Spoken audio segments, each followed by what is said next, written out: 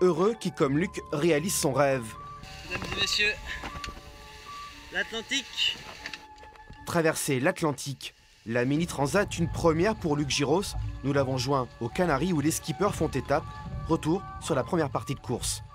C'est un petit peu le bal des émotions, quoi. Il y a eu plein de choses différentes. Ça a été plus long que prévu, bien plus long que prévu.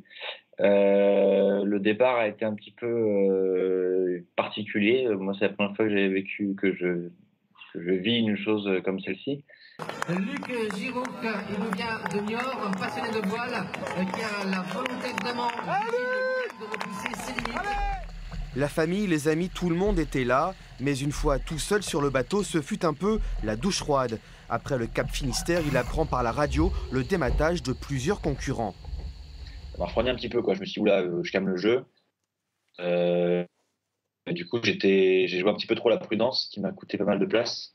C'est dommage parce que mon bateau il est fiable, je n'aurais pas dû avoir peur, quoi. J'aurais dû attaquer et ça m'a coûté quelques places. J'aurais pu rattraper mon retard du début, quoi. La deuxième partie de course est ensuite marquée par près de 5 jours sans vent. Le skipper se laisse porter par l'humeur du moment, contemplative. J'ai vu la taille du soleil. Mais les enjeux de la course ne sont jamais bien loin. Luc court pour récolter des fonds pour un hôpital pour les enfants au CHU de Poitiers et entend bien remonter au classement.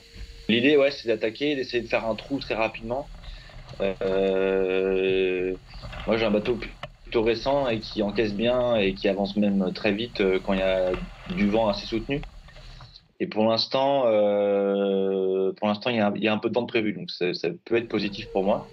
Sa collecte de fonds en ligne se poursuit. Là aussi, il est sur le point de gagner son pari, récolter 10 000 €.